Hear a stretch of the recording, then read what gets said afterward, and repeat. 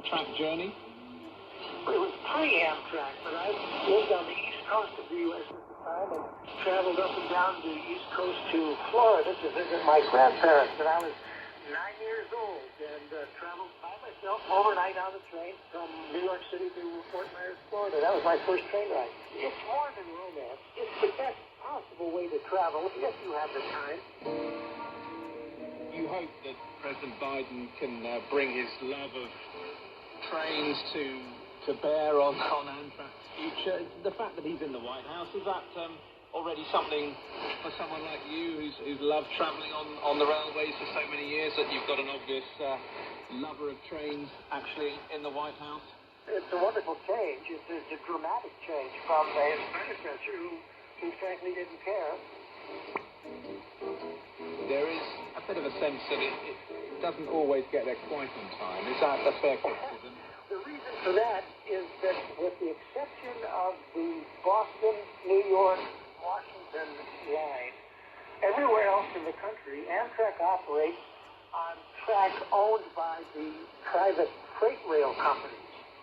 And despite the fact that it's not permitted legally, the private rail companies, the freight rail companies, frequently give preference to their trains and make Amtrak wait. And it's a bone of contention in this country, and we hope that it's going to get straightened out. But that's been the problem with Amtrak running late.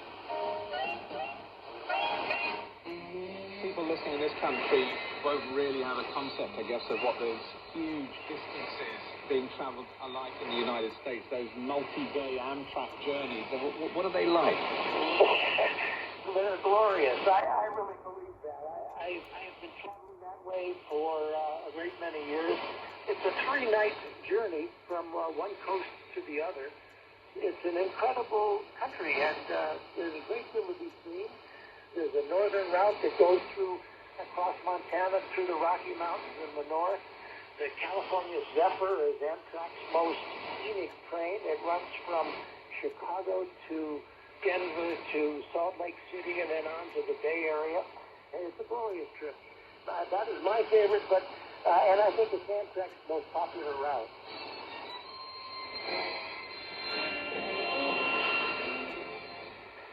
That's American train fan Jim Loomis on the occasion of the 50th birthday of America's federally owned railway company, Amtrak. That's it from this edition of News Hour from me, Julian Marshall, and the rest of the team in London.